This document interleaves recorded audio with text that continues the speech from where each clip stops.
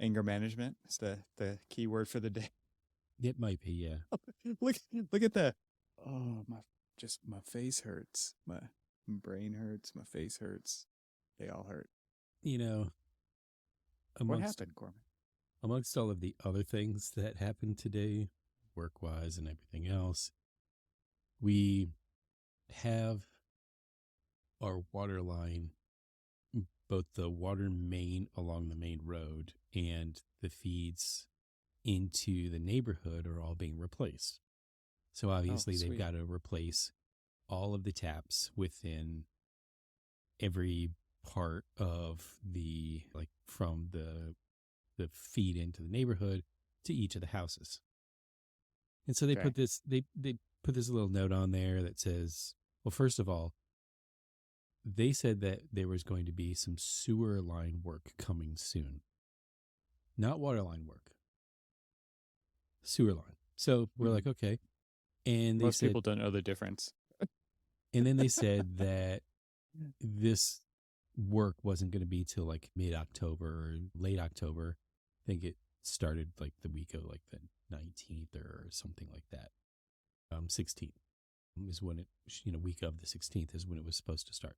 So, okay, fine. And then they start to mobilize and they start doing this work and they start marking all of the different utilities. So, we've got marks for sewer, for water, for gas, and so on and so forth. And then they are running power, like any of the power that's underground or whatever. Okay, fine. We're improving the infrastructure, right? Great. Mhm. So the little note that they hang on your door handle that says what's going on. We need you to make sure that you don't park on the street, blah, blah, blah, and all this other stuff. Well, then they Unless you want your car tagged. If you want your car tagged with the neon yeah. paint, then it's okay. Well, then they say, well, it's just this minor inconvenience. It'll be a minor inconvenience.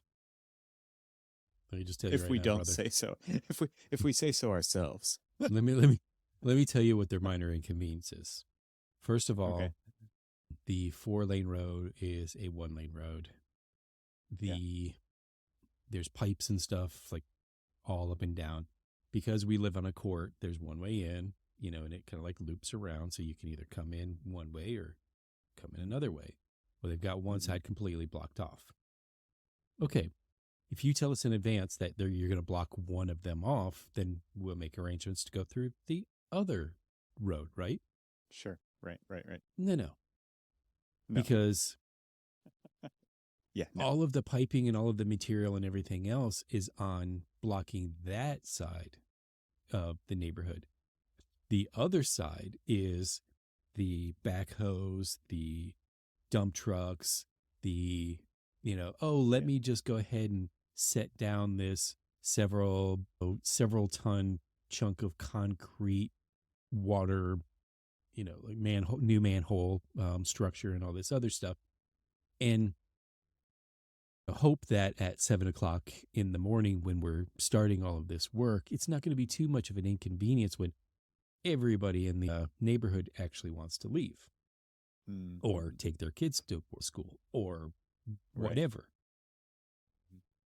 So, then they're like, okay, we're going to be doing pipe bursting. So there should be like no real inconvenience no real disturbance. Okay. That sounds great. Pipe bursting is awesome, and so there shouldn't be any disturbances. So please tell me why I have a 10-foot by 12-foot by 12-foot deep hole in my front yard. What? Wait, my neighbor who just replaced his yard, pristine yard, it's beautiful. He dug it out himself. He leveled it. He put in new irrigation system, re-sodded and seeded the whole thing. It's now been in for a while and it's rooted and it looks beautiful. Sorry, let me change that. It looked beautiful. Oh no. Because the 10 by 12 by 12 foot deep hole that I had, he's got 2. Wow. For what? What do they need to Oh, do also that for? he also has the luxury of being the house that was chosen to host the Porta John. Oh, I mean, that's what those pits are for. Those are yeah. pit toilets. So the Yeah. neighbor next to me, not only is there minor disturbances, 3 holes. Now they have the front of their apron of their driveway to the road, probably about 3 sidewalks deep. Let's just call it 15 feet from the road to 15 feet into their property. They don't have their driveway anymore. Wow.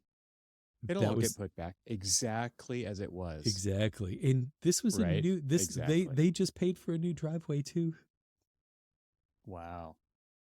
and they've got their. See, this is the thing that 3 scares holes. me about the East Coast, because everything is so old on the East Coast. Yeah. Everything is Yeah. so old, and it's like one problem leads to another. I remember before I moved out of Southern California, they put new water lines in, not sewer lines, but water lines into the whole neighborhood. And it took them a couple months to do it, but they didn't have to dig a trench the whole way. They have you seen these things where they do it like remotely, where they can like punch these holes and connect it without digging a whole trench. It's Well, pretty so crazy stuff. that's essentially what they did here, except for the holes were just a minor inconvenience. It's just a small minor just for a- inconvenience. just a mass grave is what it sounds Yeah, like. exactly. Jeez. And, Wow. and it's all so they did one side of at least the first half of the loop of our street, and now they're starting to do the other side. So of course you don't worry, it's just a minor inconvenience when this really large dump truck is blocking you from getting out of your driveway. Right. And when let's just, I'll give you an example. Let's say you have to go and pick up your daughter from school to take her to a doctor's appointment. And you know that, well, I should probably leave a little bit early because it's probably going to take a little while just to get out of my yard. And so I walk down there. Oh, wait, sorry, this is hypothetical. This person walks down there and walks up to the crew and says, hey, I need to get to a doctor's appointment. Can you guys move out of the way just real quick? Let me get out. You can, get back in. Just got to get out of, I just need to get out of the thing. And I can't go around them because there's somebody can't get around. That's right. Somebody can't get around them because there's hypothetically a 10 foot by 12 foot by 12 foot deep hole between the front of their truck and so then they go to the driver and say, hey, we need to let this guy out. And the driver looks at this hypothetical person and says, F him. Thou shalt not pass. That hypothetical person looks at her like, really? This is how the day is going to go? It's like just simply asking you to like move out of the way so I can go to a doctor's appointment. And nope. This seriously? God. It was wow. It took me 15 minutes to hypothetically a very dark day. Yeah, we'll just admit to it being my joy of the day, and so yeah, no one caught that. Yeah, it was something special, and I was just like, I don't get it. I don't. Yeah. Yeah. Bummer. Yeah. So it was fun. It was fun. Yeah. And one last thing.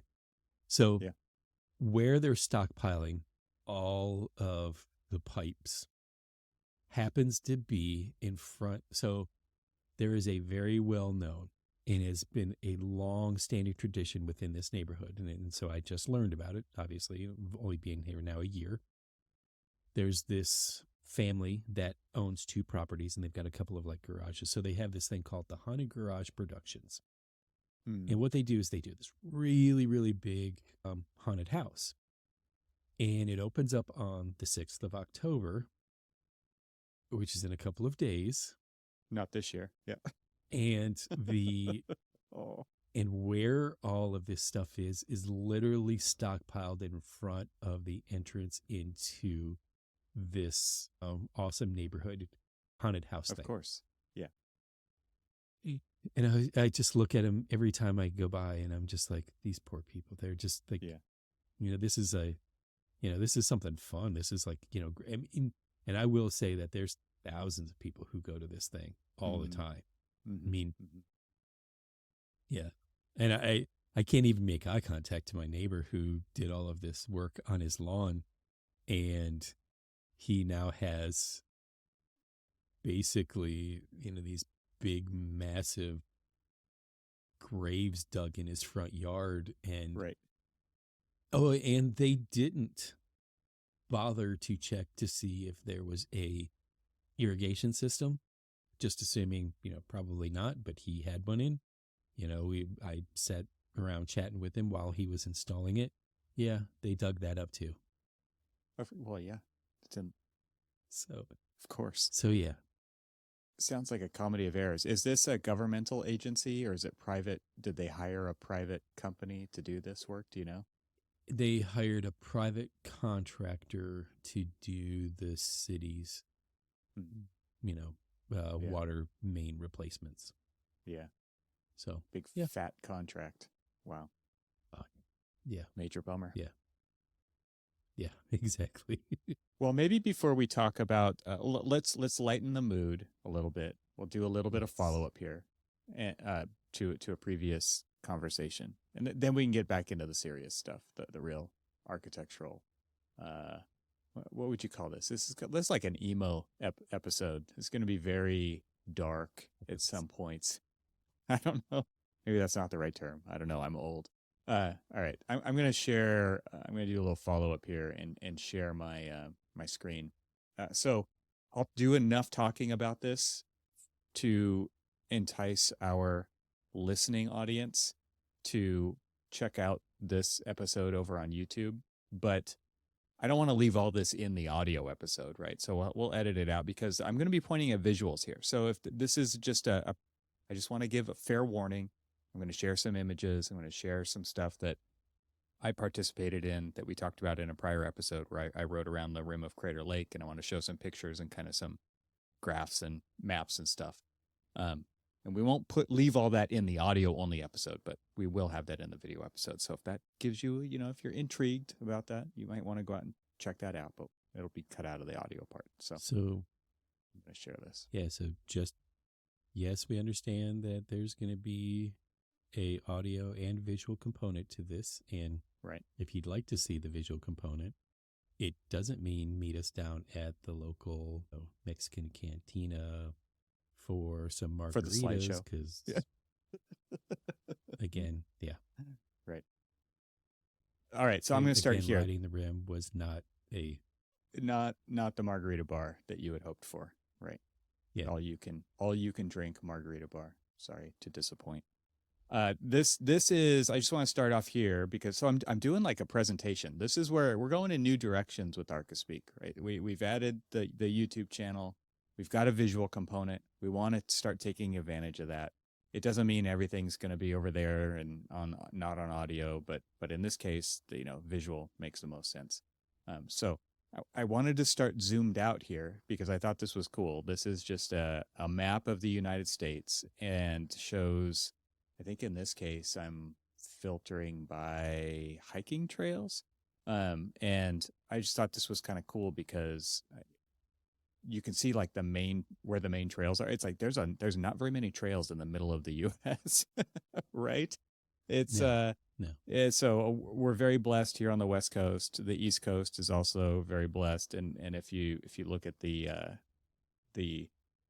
distribution, I guess we've got the Sierras and the Cascades on the west. We've got the Rocky Mountains kind of almost central. Obviously, that's in central time zone, so central. And then we've got the East Coast, the Appalachian Trail that kind of runs from looks like Alabama to Maine, right? I've never been on it, so I'm not familiar with it. But the actual start and stop is from Georgia to Maine. There are a few little offshoots here and there, but Yeah, it starts in Georgia, ends in Maine, or starts in Maine and ends in Georgia, whichever direction you're you want going. to go. You Yeah. hike through. So, I mean, that is a long trail right there. And so, I'm drawing on the screen Yeah, just to show this stuff. Um, so we've got the Appalachian Trail, we've got the Continental Divide Trail, which I just thought was super cool. Goes from yeah, Canada to Mexico down through the Rockies, and people mountain bike that one. And then on the west coast, we've got the Pacific Crest Trail, which comes up through California, Oregon, and Washington, and goes basically from the Mexican border to the Canadian border. And that's the direction most people go. Whereas I think the Continental Divide Trail, maybe at least the biking stuff that I've seen, they go north to south. Pacific Crest Trail, you don't want to end in Mexico, because it's in Tijuana. You're hiking on like highways in Southern California for some of that. It's really terrible, I think. So Hmm. you want to end up where it's beautiful. You want to end up on the Canadian border, I think. So anyway, I just thought that was kind of a cool place to start this conversation, because the Pacific Crest Trail goes right by the location. Well, we'll say what's interesting, and I'm assuming that it's also very similar for the Pacific Crest Trail, is that depending on the time of year, if you're a through hiker, I've spoken with many a through hiker on the Appalachian Trail, and depending on the time of year you start is also depending on like which direction you're going. If you That start makes sense. in Maine, you're kind of hoping that because if you start in like Alabama and you walk to Maine in the wintertime, not a good decision. Yeah, that totally makes sense to me. Yeah. All right. So let's see. If I just zoom in here onto Southern Oregon, you can get an idea of jump over to a better map. So this is the actual Crater Lake National Park, and this is where we come in through the south entrance from our location, but there's also a north entrance. So you can see the highway kind of skims the western edge of the crater. And if you zoom in here, you can see how much topography there is at the edge of the crater. So you kind of drive all the way up to the rim, and then you're kind of, going around the circumference of Crater Lake for the most part, and you're looking down into a hole. And there's this island out in the middle called Wizard Island. And on Wizard Island, you can kind of see the topography lines there. That's the actual center of the cinder cone of the volcano right there. So it's not right in the middle of the crater. It's kind of off to the western edge. And you can do a boat ride, and you can hike that trail up to the top. It's a little summit trail that goes from where you get dropped off on the boat up to the top. Yeah. So you actually can get to it. And I think most people don't know that you can do a boat tour of the lake, and it is operated by the national park to actually fly the boats in with helicopters when they drop a new boat off, which I guess they even did recently. There's a couple different tours that you can do of the lake, one that drops you off on the island and one that doesn't. And they've also put submarines in this lake. And anyway, it's pretty cool. All of those have to be delivered by helicopter because there's no road that goes down to the water. And there is a trail. There's no boat ramp. Yeah. So there's a trail on the northern edge here that I've hiked before, and that will take you down. It's almost 2 miles down to the edge of the water. That's where you catch the boat to go do one of those tours. What's the drop there? It's almost 900 feet at that trailhead. So it's kind of, there's a lot of different elevation gains and drops around the edge. But at that point, yeah. So over 2 miles, it's a steep hike, but I would say it's it's not a strenuous hike. It's just kind of medium, and it's a wide trail. It's meant for a lot of people. So that's kind of cool as far as like just giving you an overview of the lake, and you can kind of get an idea of how much topography there is. And then this is the actual ride that I did myself. So it's 32, almost 33 miles around the entire lake. And you can see that it gets kind of close to the lake and far away from the lake. We'll go to that map here in a second, but a little over 2.5 hours of moving time. It was about 3.5 hours of total time. Right down there, you can see that. And 3,500 feet of elevation gain throughout the entire thing. So it was actually the same elevation gain and loss because we started and ended at the same location, right? So 3,500 feet of climbing, also 3,500 feet of descending.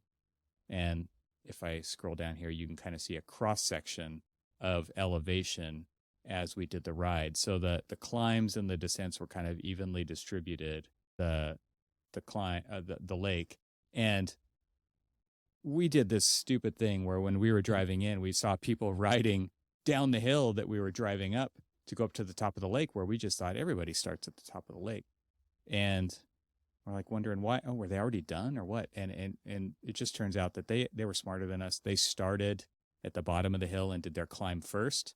We started at halfway up the hill, and so we had to do 3 miles of climbing at the very end just to finish our 33-mile ride, which was the worst place. Yeah, because that makes sense. I mean, yeah. Well, that's what an architect would do.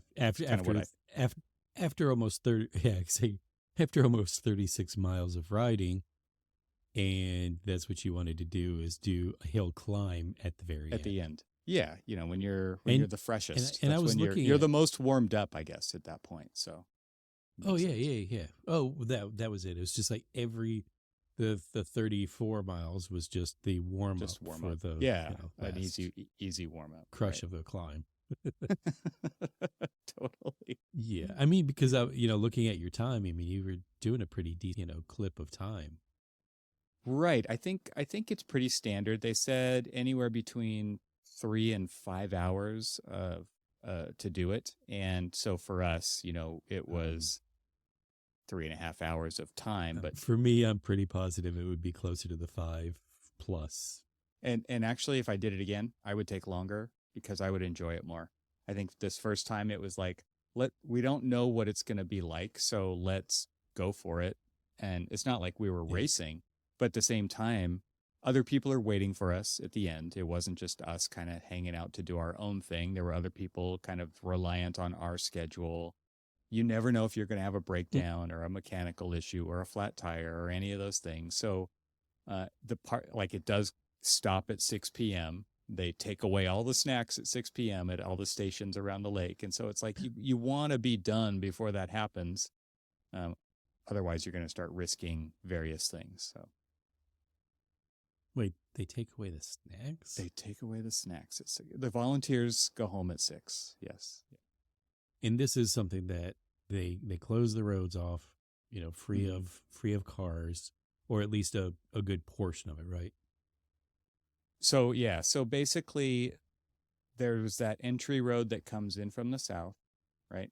And then there's that other entry road that comes in from the north. And that connection road there between the north and the south entry, they don't close that side, because if somebody comes in one way and they want to get out the other way, they're not going to make them drive 4 hours around that, right? So our first portion of the ride was about 8 miles with cars, not too many cars, but it was probably a pretty busy weekend at the park because of the ride. They do this 2 weekends a year. And basically the idea is they close down the other 24 miles around the eastern edge of the crater to cars so that cyclists can enjoy it car free. And so when you finally get to that northern entrance up there, you're car free for the rest of the way around. And that's what makes it really, really a special thing, because you're not concerned for your safety the entire time, which you totally would be. Because think about it, like when you're at a national park, drivers are driving around, they are not watching the road, they're looking around, they're looking at the view, they're looking at everything else that's going on. I can't even imagine riding this on a normal weekend traffic kind of a situation. So it was great to have 24 miles of the 33 miles completely car free as we went around that eastern rim. That's amazing. And I know that I see you logged in a couple of photos. Yeah. Yep.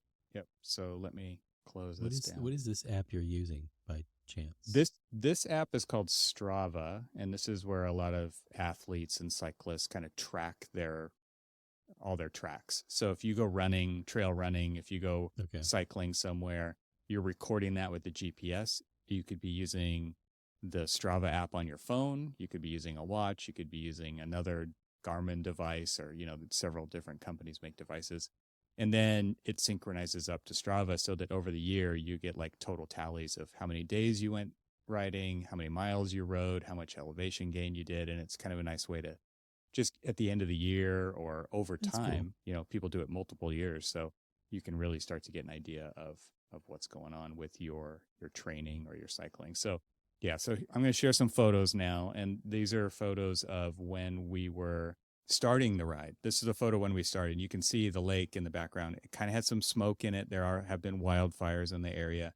And so I did this with my daughter-in-law, and we had a great time. I mean, we kind of split back and forth between two different kinds of bikes. One of the bikes was more of a urban, cruiser bike, and the other one was more of a actual road bike. And so the road bike, you have to hunch over, you're kind of like, it's got drop handlebars on it. And so you're in a different posture. The gearing is different, stuff like that. So we kind of swapped back and forth between those, but we were happy when we started. Along the way, this is kind of a cool shot of Mount Adams off in the distance, and it's kind of poking up through it's not clouds, it's actually smoke from the wildfires. But this is from kind of the northern rim looking north out over the plains of kind of eastern Oregon. Has that nice misty kind of Ansel Adams type feel to it, but yeah. It's not that Little Adams. wildfires, It's so. yeah, and this is named after the president, not the photographer. There's several volcanoes up the West Coast that are very standalone like this, and I think that it's really incredible to kind of watch them as you fly. If you were to fly from Southern California to Seattle, you would just see them all along the way.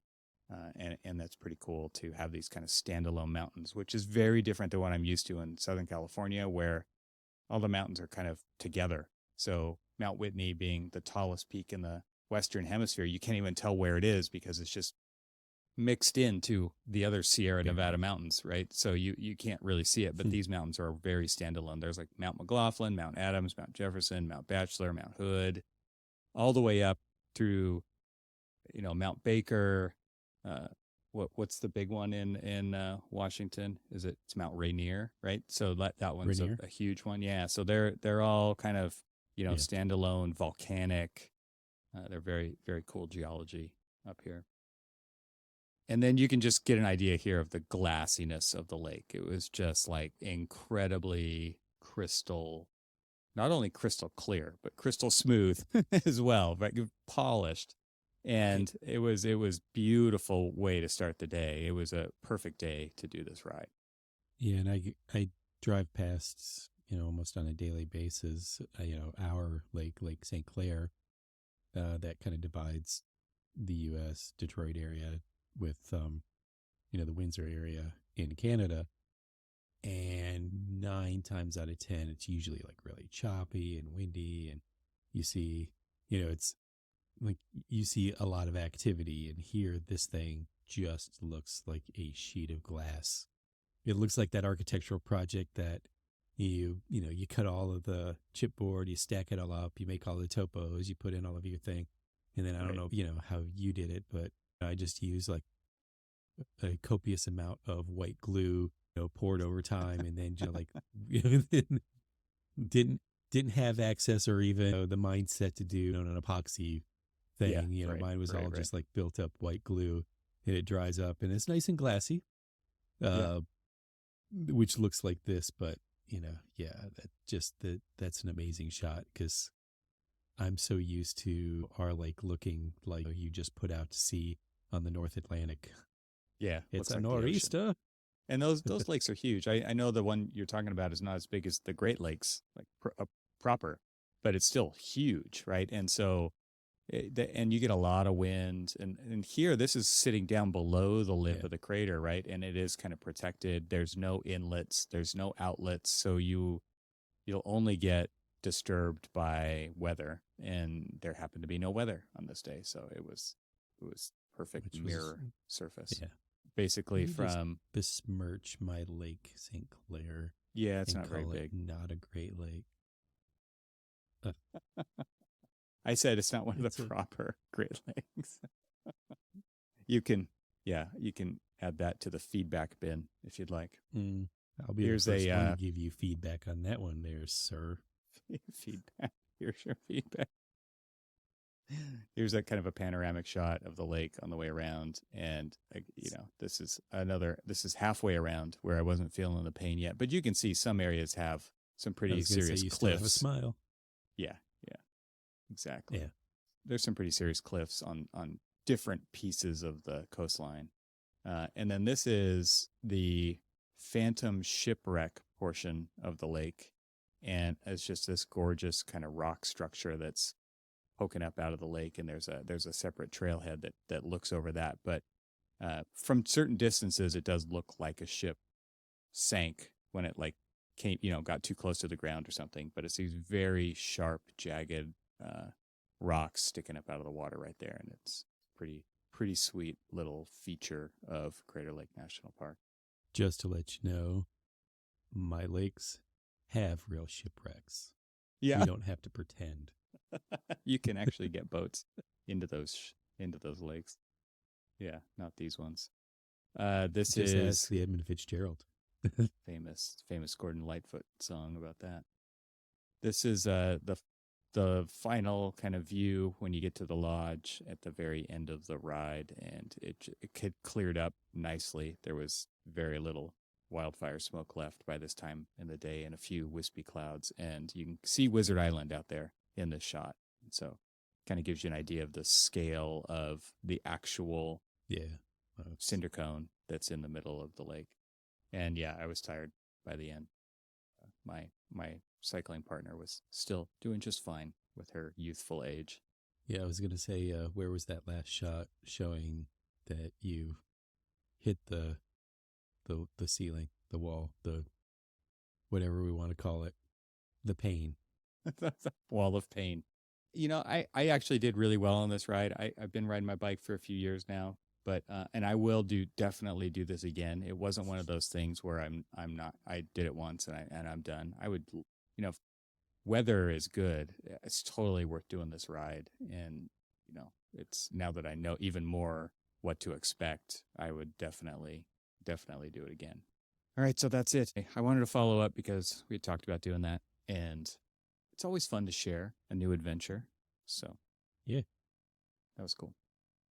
Actually, it sounds fantastic. Well, so speaking of adventures, you went recently to Architectural Nerd Conference. Yes? The Architectural Nerd Conference. I believe what you're referring to is a day-long seminar for the Michigan Building Code, and just a building code seminar. Yeah. So if you're saying Nerdfest and building codes in the same breath, how dare you, sir? Because I mean, it's building codes.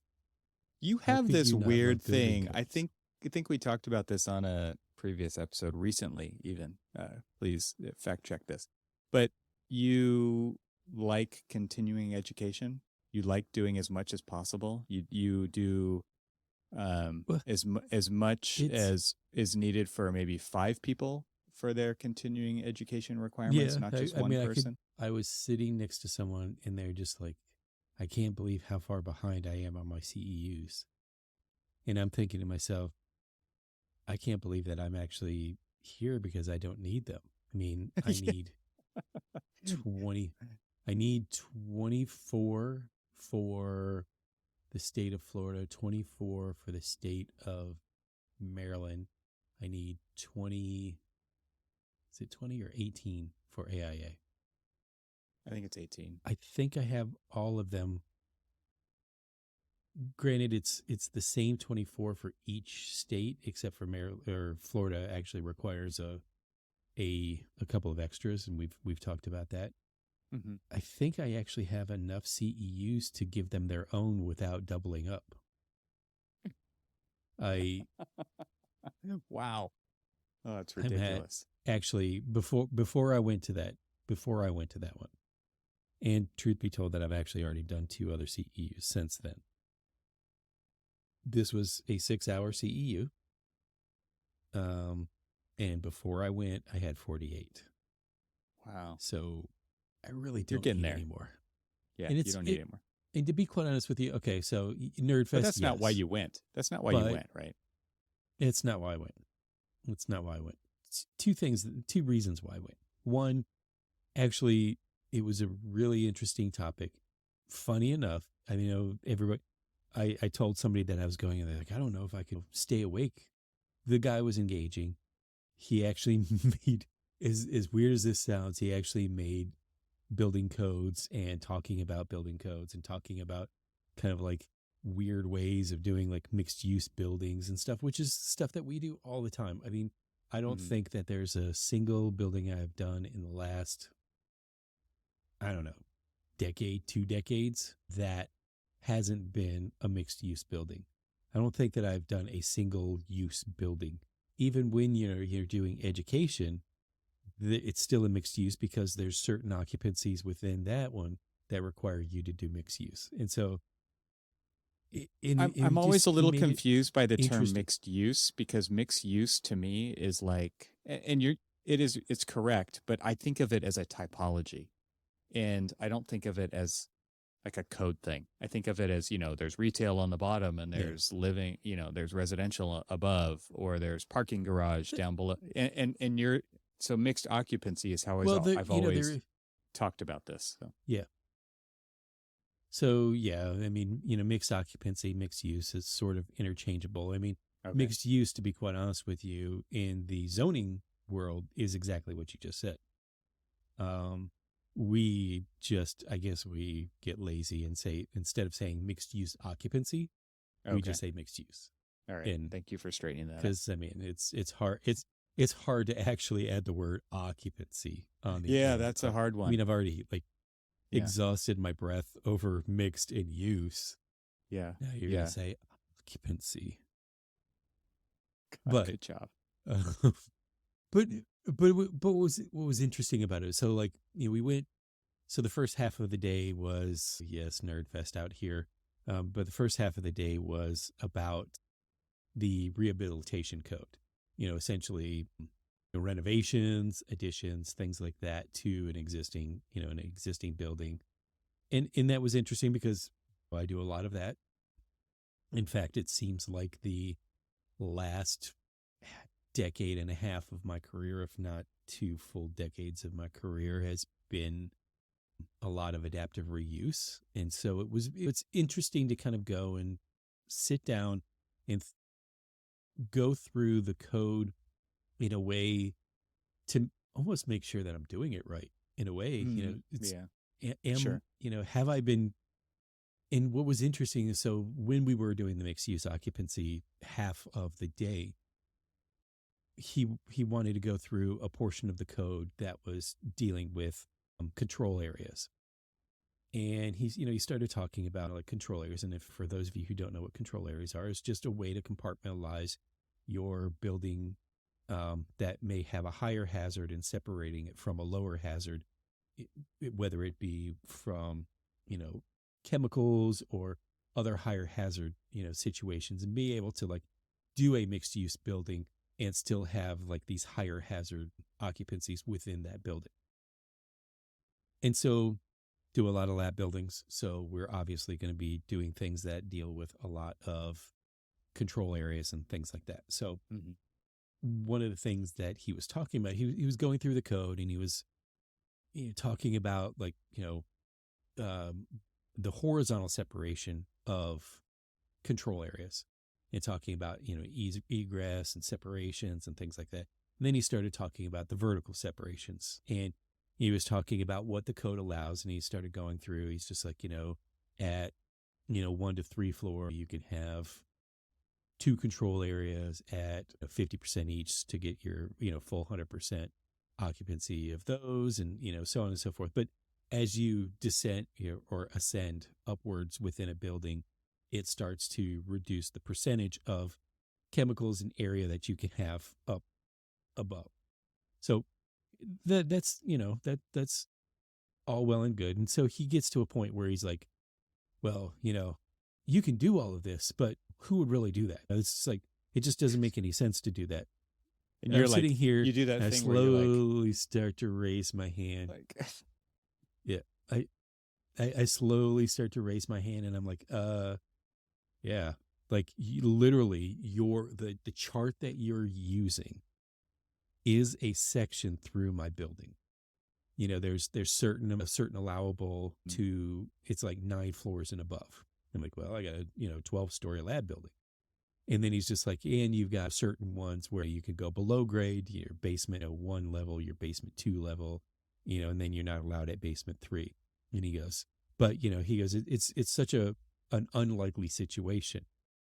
And I'm like, well, guess what? I am living the unlikely situation, because every single solitary bit of information that you're passing on is embodied in this one project. And I ended up, because I had my computer with me and just so happened to have Revit open, and just so happened to have that building open, because that's the last thing I was doing before I left to go to my Nerd Fest. You are the nerd at the Nerd Fest. You are the nerd at the Nerd Fest. Yeah, I am the nerd. I was the nerd at the Nerd Fest. So I during our lunch, actually during one of our breaks, everybody kind of like just took off to like make their phone calls or whatever, and I kind of like walked up to him, and I spun it around, and I brought up my code review sheets, and I showed it to him, and I was showing all of these things, and subsequently I've like emailed him to just tell him, thanks for the seminar. It was a really good information. I happen to be the guy that came up to you and showed you that. And he actually like praised me he was like, that was an amazing code review sheet. He's like, I love the section that you showed of your building and how the control areas were overlaid onto that, so that the reviewer could clearly understand like what you were trying to achieve and all of your separations. He was like ranting and raving about it. And I'm like, it was one of the first times that I've ever done that type of building with those type of constraints and stuff. It was 100% guess. I mean, we did have a code. It got approved, right? I mean, obviously it got approved, it got reviewed and everything else. It was just like at the time, because I hadn't ever done that. I'd never dealt with that kind of stuff before to that level, to that degree. I mean, it literally was. So we had business occupancy with A3, A2, S1, S2. So, the storage, assembly, business, industrial. Like wow. There was 5 yeah. Was that 5? Yeah. No, nope, 6. 6 different occupancies. Yeah. 6 different occupancies, and like multiple different hazards,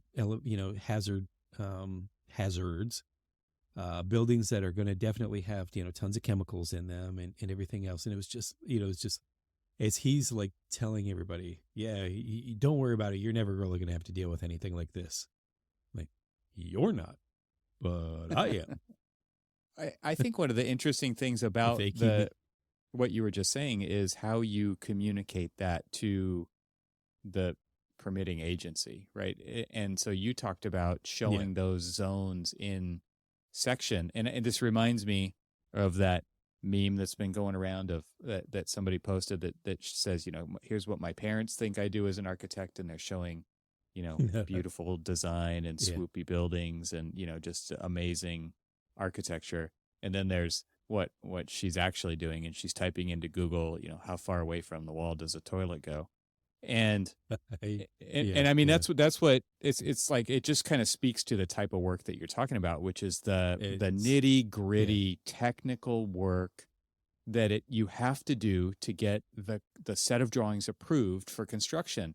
And beyond just having all of the stuff in there, the requirements are all met, is communicating, because you're not communicating this just for fun. You're communicating it for the contractor to build it correctly, to actually protect the people who are Yeah. going to use the building Yes. in the right, making sure that you have these separations in place and that it's all spelled out and it's specified, but also to the code reviewer to say, like, here are the separations, here's how we did it, and here's how it's going to get built. Yeah. So that they can just say, yep, check, check, check, check, check, because that is not an easy process.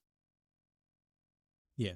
And sitting down and also convincing, like, say, going for the fire marshal and talking to the fire marshal and talking about, here's the way that here are all of the accessible routes that if you, heaven forbid, have to deal with the fire within this building, here are all of your protected routes to be able to move safely throughout this building and things like that. And, and it's one of those things that people don't, nobody really thinks that that's something that an architect does.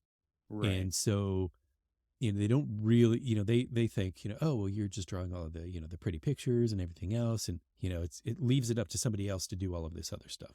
Right. And I'll give you a good example of kind of like this, the misconception of what people think architects do and don't do and how they assist and work with, like, say, their engineers and everybody else. Was on a call today for this very building, because it is under construction. And I think I talked with you on a previous episode about how we are now revising a lot of the interior planning because we had designed it with the intention of it being a generic lab building because we didn't have the user groups at the time. Now we have the user groups.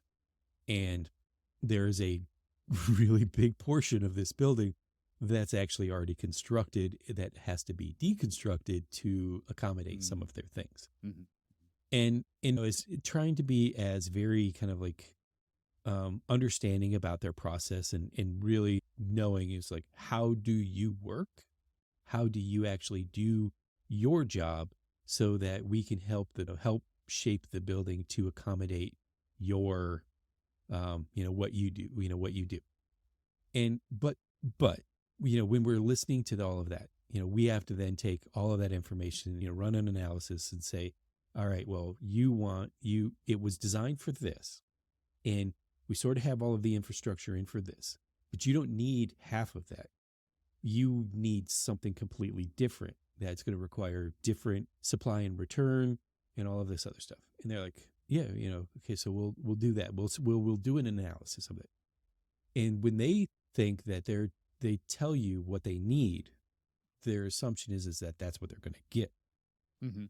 And, we come back to them today and we're having this conversation with them and telling them what the building can give them. It's just like, well, I don't understand. Why can't I have, this thing that I need? And it's just like, well, because of how you've now set up all of your spaces, you went from kind of like generic fume hoods and things like that to now there are these rig rooms with air tables and all of these other things. And because you've compartmentalized them, now you went from one open room to 4 little closed rooms. They now have a completely different requirement for air distribution. So that means more ductwork up there. And like, well, why can't I have this and this? It's just like, because of this being an existing building and because of all of the constraints that we have with the existing structure and, like, unless you want like a 6-foot high ceiling, we can't fit all of this stuff in there. We can only it's kind of like one or the other, not both. Right. And it was a really hard conversation to have with them to let them know that you can't actually have both because, and they're like, but I need them for the way that I work. Mm-hmm. I understand that, but the building can't give that to you. It's just like, well, we're only asking you to move it from here to here. I understand that on paper and yeah, you sounds gotta like no kind of big deal, like, but it is. Yeah. They were exactly, they were looking, it's just like, I'm looking at it on paper and it's just really moving it from here to here. And they're not like, and I had to like stop and kind of explain that, what you see like is like, let's just say like, they were asking for this thing called a scavenger arm. And it's, it's a piece of equipment on kind of like a boom, like I've got, my microphone on. and they see that part of it. But there's so much more that's attached to it. There's so much more that runs off the wall. There's so much more that goes up above the ceiling and hard ducts into everything and all of this other stuff. And so, Hmm.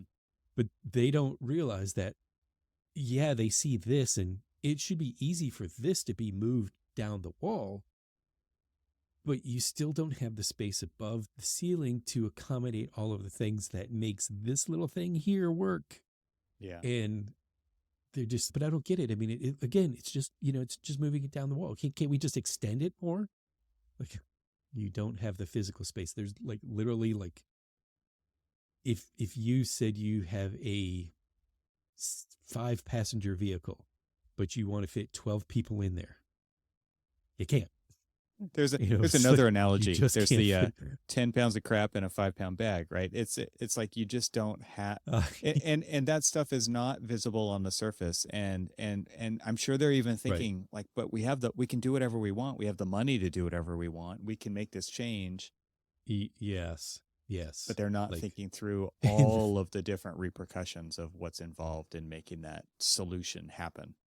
I had the conversation with the owner's rep, the top of the pyramid, and they were like, if we had to do this all over again with the money that we're spending on this building, it would have been a new building, and we wouldn't have had to deal with the 12-foot floor to floor heights and the deep beams and all of these other things and all of this weird little dissection that we had to do to the existing building and the new building and and all of these other things of how to like mesh it all together. And even though we are making it work, is it exactly like, I mean, it's still, I would say that it is the best, it is the finest used vehicle we could have. I don't know. I'm trying to think. I was trying to think of what's a good analogy to say. It's like, it is like the nicest it's the nicest used car that you've ever seen, Yeah, Like, it's like a resto mod in the car world, right? It's like you use the bones of the thing, very much but you resto. completely reskinned it, new engine, new everything, except for except for the only just the thing, main structure. So exactly, I was going to say, except for the only thing in like a resto mod is a lot of times they'll replace the entire frame, so it'll be this brand new like lightweight, frame and all of these other things that can take on all sorts of like weight, and torque and all of this other stuff.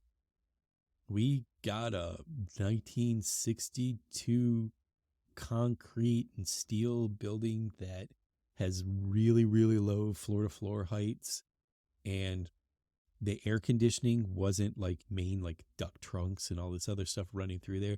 They were essentially glorified window units.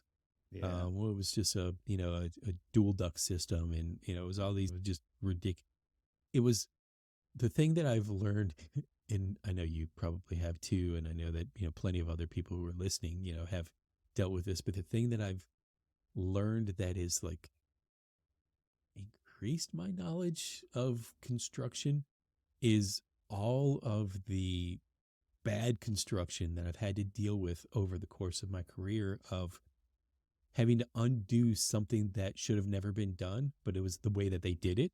Mm-hmm. It was just and so to like learn by trying to renovate buildings has taught me so much more about like both new construction and renovation construction, from just looking at it. It's just like, why would they have ever done that? So what is the conversation in the beginning? If you, I mean, obviously you can't do it all over again, but you alluded to what that conversation might be like. But the question that I guess I have is, why didn't it happen in the beginning? Why wasn't the conversation in the beginning? Like, because, everybody who's probably involved in that situation is enticed by the quote unquote savings of reusing the tower that they had, because obviously budget's always an issue with architecture, right? And so there's other constraints too, like proximity and, where they wanted to be, for their offices and their labs and all those things. But somebody with the experience that you're talking about having now has got to be at the table to say, like, there are serious trade-offs. And I think we've even talked about this in the past. The people who are going to be there at the end might not even have been the people who were there in the beginning making those decisions. Like you're talking even about making major changes to lab spaces because it was COVID and nobody knew what they wanted. They didn't even have the staff, et cetera, et cetera. And now everyone is beholden to the decisions that were made before they even got there. And they're like, this sucks, right? Yeah. What do you how would you do it differently next time? Because those trade-offs that you're talking about people having to deal with now has got to be so disappointing. And they're going to have to spend the next 20 years there or whatever the period is, maybe longer. Okay, so can I do a little bit of show and tell? Yeah, yeah, go for Because it. I can kind of show you.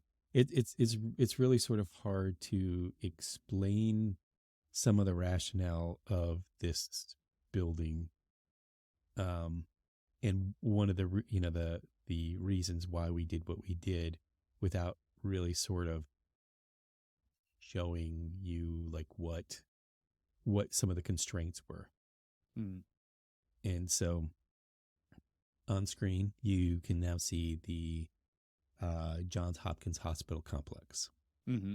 This area here is one of the original buildings called Billings Hall, and you can kind of see like these little U-shape or little L-shaped buildings that kind of created the original. So you can, if you can see in this picture, a tower crane right there. So I would like to tell you that the decisions were made because of the constraints of things. There was a building right here where this tower crane sort of sits. You can kind of see this blank hole here. Mm-hmm. There is 1, 2, 3, 4, 5, 6, 7, 8, 9 buildings, Mm-hmm.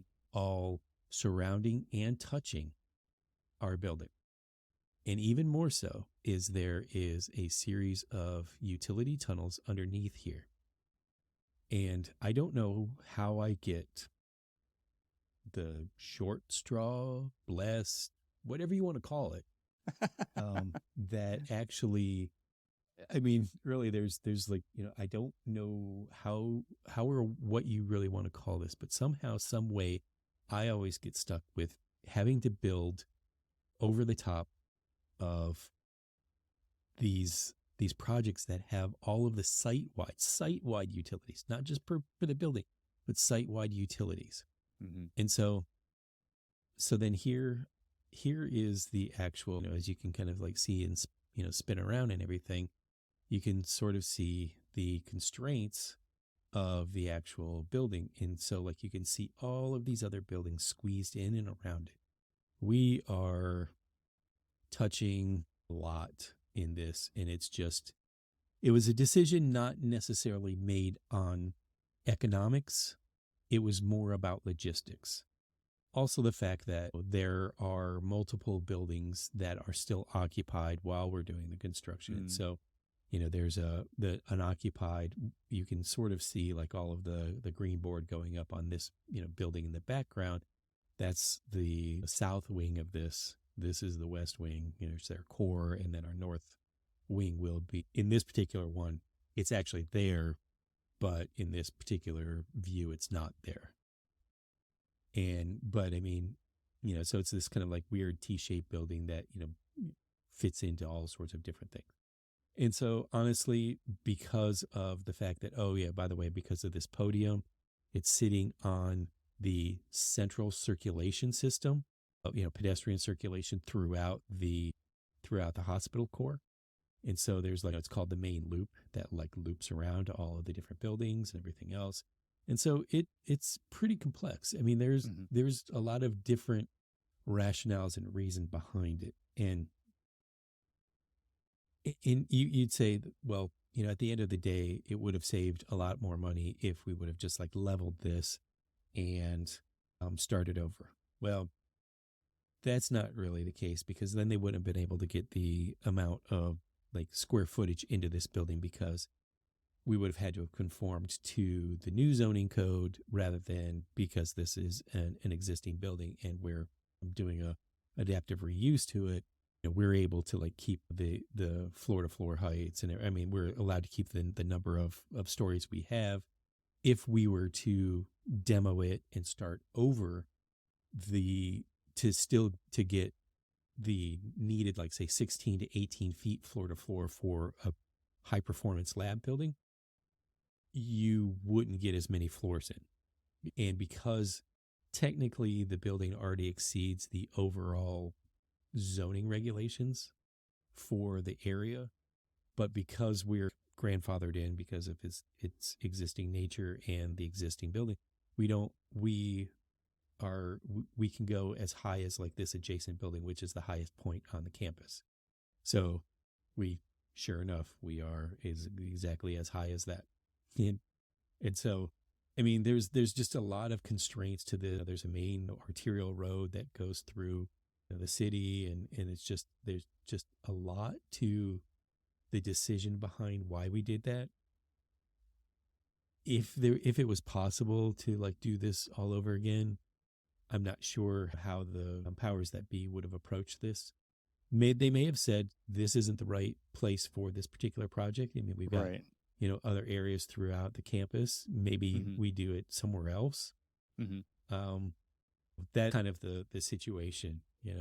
I mean, there's actually even like this little building right here, which is this is their actual office building, but right here is another building that which is the state of Maryland's, some lab buildings for the state of Maryland. It has the appropriate floor-to-floor heights. It is almost as tall as our building, but it has 5 less floors than we have. So that's kind of, behind there's, again, there's the alchemy of those all of the different, situation. Exactly. It was all of those trade-offs. So I just find it's easier to kind of, I'm one of these visual explainers. It's like, it's easier to like show you the craziness that was behind some of these things and why we made the decisions that we did. And was it because of the economics? A little bit. Was it because of the fact that they can actually get more people in this building? Yeah. I mean, because then that also comes back to economics, because this is a building that they are building, they being the, hospital, and they're leasing it to the school, the university. And so, there's the return on your investment for that. And there's all these other things. And we've already gone through the whole conversation about the politics of all of the different, shareholders and stakeholders in here. And so it's hard to explain those. It's hard to explain all that to people who come to the table much later in the process. Yeah. And it's like you can't, there was no good answer, right? There was no good answer. And at some point you have to make a decision, and that sets you on a path. And it's like, you kind of just want to say, like, you can't ask questions about decisions we've already made because we can't go undo it. Like, there's no, like, yes, it might satisfy you more if you knew the answer, but at the same time, like, you're totally wasting my time by having me explain this to you, and you're not going to be satisfied with the answer because we've already been down this for several years now. It's a tough business, and it reminds me of when people say, what's the value of an architect, and how come architects are so bad at explaining their value? And it's like this kind of presentation, this kind of conversation right here shows the kind of work that, like, how much of that even happened before the project officially kicked off? Like, so much, right? Just to figure out the feasibility and the direction you were going to go, or what the options were and things like that. And again, I go back to this idea of like what people think architects do versus what they actually do. And the difference in like the aesthetics, the image of the building, and the technical aspects of feasibility, code, all of these different compartmentalization requirements, multiple use types in the same envelope, and all that stuff. It's just insane. And most people can't even comprehend that. And at the same time, they're the ones saying, what do we need an architect for? Exactly. I mean, and here's the project that literally has been a part of our lives for least 8 years so Wow. far. Wow. Even a little bit more for certain aspects of it to help them with the decisions. Like we were involved early on with the decisions of, do we even entertain using this building before we even like release you to do a scope study to determine what we could use this building for and what are, some of the best practices. I mean, it's been kicked around. Should it just be medical office building? Should it just be this? Should it be that? Hey, we want to increase the presence of the school of medicine on the hospital campus. What is the best way to do that? And all of these decisions, we've been a part of every one of those decisions for, the better part of almost a decade. And when we're done with it, it will be 2026 when we're completely finished with this. There will have been people who are still on this project that have worked on this project for a decade. Yep. Fathom that for a while. It's tough. Yeah, exactly. So what do architects do? A lot. Yeah, we go back to this idea of the nerd conference that you went to, and the idea of getting better at what you do, and going to those kinds of events, and sharing experiences with other architects. Like the guy who was giving the presentation said, you'll probably never have to deal with this, and then you're raising your hand and you're saying, look, like I deal with this all the time, and there's other people in the room who have never dealt with it. They know they're going to have to, and there's the whole spectrum, right? And I think it's super interesting, right, to kind of think about the difficulties, the challenges, that you're saying, yep, we're up for that, the time commitment involved in doing it, and working with the clients and all of everybody who's a stakeholder in this kind of a project. Like that to me is exhausting. And you're also going to a conference and saying, I want to get better at this. We want to share our experiences. We want to learn more, because this is a profession where you actually never stop learning. You never can stop getting better at your job, I would hope. I mean, that's the kind of thing that is also going on in the professionals in architecture. Yeah. And that honestly is, if you want to call it, I think you call it the obsession with, CEUs. It's really just trying to stay in tap with what I, what am I going to be dealing with on the next project? I mean, what are the things that are out a few years ago, or I don't know, a few codes ago, when we started to change from requiring, continuous insulation. Well, what does that mean? Like, right. Like, we used to have thermal breaks all over the place and all of this other stuff. How do you achieve that? And it's just like, because I'd never experienced it before, I had to figure it, I had to like either figure it out or go to the experts who had figured it out and sit down and listen to them. And that's the kind of like knowledge sharing that we need in the profession, is to be able to like openly and freely exchange the conversation about, okay, well, how did you achieve? Like when we see these, kind of like really cool designs, and we want to sit down and ask the architect who designed that, hey, how did you like create that detail? And a lot of times they're like, I don't want to hold it close to the chest and say, I don't want to, give you that information, because that's like a staple of design. It's just like, well, how, like, everybody wants design to get better. Everybody wants like the tectonics of things to get better, the performance and all this other stuff. We want to build lasting buildings. We don't want them to be these, how long is your warranty? 30 years? Well, that's all you have to worry about this building being around for. We want to actually, the buildings that surround this particular project are, well over 100 plus years old. And we want to attain the legacy. We want to make sure that the buildings that we're putting around it are going to last as long as it. And the only way to do that is to kind of like share our knowledge, and so, that's why I go to my nerd fests. Cool, man. I appreciate you sharing all that, because I think, like I would ask the question up front and not really expect an in-depth answer. Like, why would you go to something like that? And obviously, there's people who have been to these and they understand the value in those kinds of things. But then there's a lot of Yeah. people who haven't gone to these. And we've talked about the value of the AIA conference as an example, which is very different from the workshop that you went to, right? But there are elements of it Right. that are like the thing that you went to. And it is a reason why a lot of people go to the national conference to get their CEs and things like that as well.